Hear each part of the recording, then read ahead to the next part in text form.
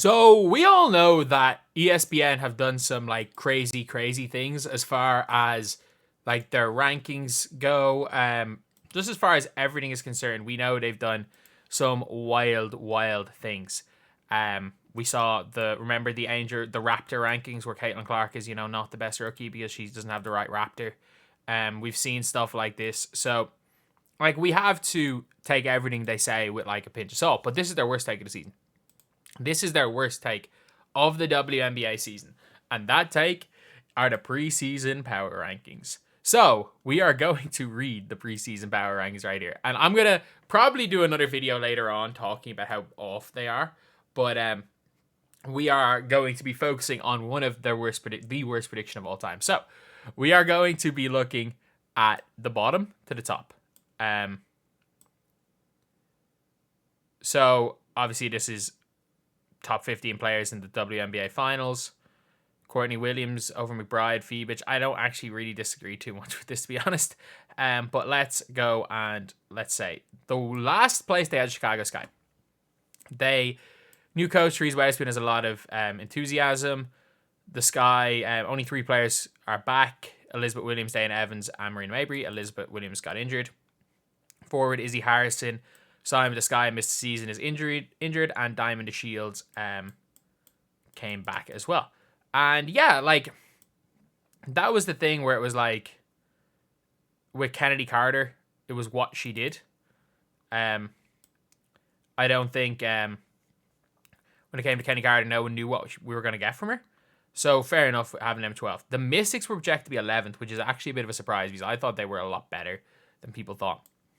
Obviously, Elena Deladon, Tash Cleo were gone. But if the likes of Sykes, Shakira Austin were injured, like their 2 best players in Sykes and Shakira Austin were injured most of the year, they would have been super good. They would have been really good this year. And no mention of Julie Van Loo coming in, who was actually a pretty decent get for them. The Sparks in 10th. If Cameron Brink was there, fair enough. The Minnesota Lynx in 9th. The Minnesota Lynx in 9th. They were 5th with a negative record last year. The Minnesota Lynx in 9th place. After missing the postseason in 2022, they made it back last year despite being 9th in scoring average and next to last in points allowed. They hope to improve on both in 2024. They returned the top 3 scorers, Fee Collier, Kale McBride, and Diamond Miller. Diamond Miller doesn't even play anymore. Like, she doesn't even play anymore. Only 6 players overall who were with Minnesota last year currently on the roster for the franchise. Continues evolution after Sylvia Fell's 2022 retirement. The Lynx brought in 3 players who were with the Sky last year. Guards Courtney Williams, forwards Alana Smith, and I don't know who Ruthie Hebard is. They also traded for Natisha Heidemann, who was drafted by Minnesota but traded on draft day in 2019, spent the first 5 seasons with Connecticut. If everything comes together, the Lynx can make the playoffs, get manned in the finals. You said the Lynx would be 9th. They actually said the Lynx would be 9th. They were 2nd, and by the way, probably would have been 1st if Fee Collier didn't get injured before the Olympic break. 9th. And then 9th, and Diamond Miller doesn't even play anymore. She doesn't even play anymore. Like, their whole thing was with Diamond Miller. And that's the funny thing is, like, Diamond Miller being their top 3 scorers. What is Diamond Miller averaging this year? She doesn't even get on the court. Like, the Lynx were 2 games off, and they lost a couple of games they should have won when Fee Collier was injured. But, like, did Diamond Miller play in any of the games? Did she play in game 4? Like, Diamond Miller played 43 seconds. Diamond Miller averaged 2.9 points per game this year. 2.9 points per game. And by the way, she will probably be the best player in the expansion draft if she's not protected. Like, I think she could be, if she leaves and goes to the Valkyrie, she's my prediction for most improved player. But, like, look at Diamond Miller in the playoffs. 0, 1, 0, 1, 1.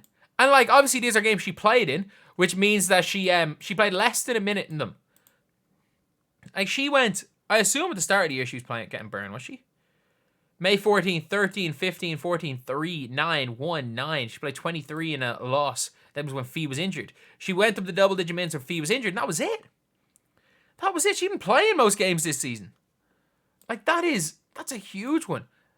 And I'm just saying, Courtney Williams and Alana Smith are so good. Alana Smith's probably the most underrated player in the W, and Courtney Williams has been one of the most underrated players in the playoffs. She's been unbelievable. And like her abilities to get to that mid-range shot is insane. She's single-handedly keeping the mid-range game alive in pro ball. They had the Indiana Fever's 8th. I don't even hate that, to be honest. After adding Caitlin Clark.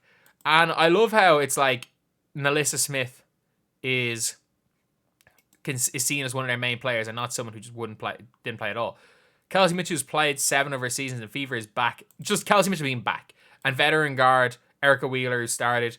Katie Lou didn't play last year, be a 5th team and 5th WNBA season. I'm sorry, if Katie Lou Samuelson didn't go to UConn, didn't have like, what's his name? Gina Oriema constantly coming out and saying. Like Gina Oriema, every time he's asked about Katie Lou, it's like, man, Katie Lou's, she's the, teams know Katie Lou is like the missing piece. She's going to be the missing piece for a team to win a championship. It's like, man, Katie Lou Samuelson's just terrible. She hasn't been good at any stage in her career, but she's terrible right now. But yeah, that is one thing. So we are going to be now talking about who is in 7th. In 7th was the Atlanta Dream, and I actually don't hate that, but it's like 3 of them made the All-Stars last year. Like they were tied 5th. They had 3 All-Stars. Parker Tyus really regressed. And that's one thing I don't think anyone really expected is the regression in Cheyenne Parker Tyus. The Mercury in 6th, they were 7th, so it's not too far off. But obviously, Kat Copper was there, and they got in Tash Cloud, which was good enough to be there. They had the Dallas Wings in 5th. Even healthy, the Dallas Wings sucked.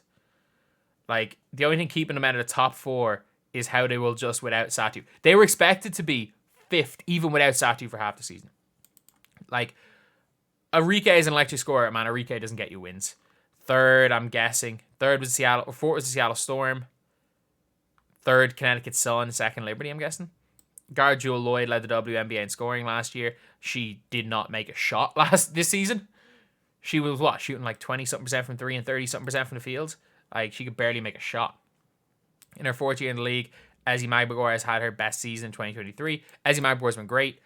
Mercedes Russell is one of the most overpaid players in the league, which is kind of crazy. Connecticut Sun in 3rd. The Liberty in 2nd. And then the Aces in 1st is a crazy one. Like, it is mad. But, like, other key players, Kia Stokes is a key player. And Kia Stokes... I have an issue with teams guarding Kia Stokes. Not with how they guard them. I've said it plenty of times, teams guarding them. Any team that says, we're going to guard Kia Stokes, for me is not a good defensive team. You leave her open, whether it's a layup, whether it's a three-pointer, you do not guard her. You send a double to Asia, you do not guard Kia Stokes.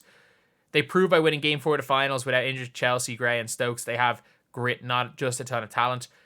And that's why I'll be visiting the White House on Thursday. Even when faced with adversity and a little time to adjust, they dug deep for their 2nd title. They'll be just as hungry for number 3. Becky Hammond literally came out and said they weren't as hungry for number 3. But the big problem is how did you say they were 9th? They were 5th last year. Like, they were literally 5th last year. They added Alana Smith and Courtney Williams, who are 2 elite starting level players in the W. They were 5th and added 2 starters, and you said they were going to be 9th. 9th! What is that, ESPN? That's your worst take of the season.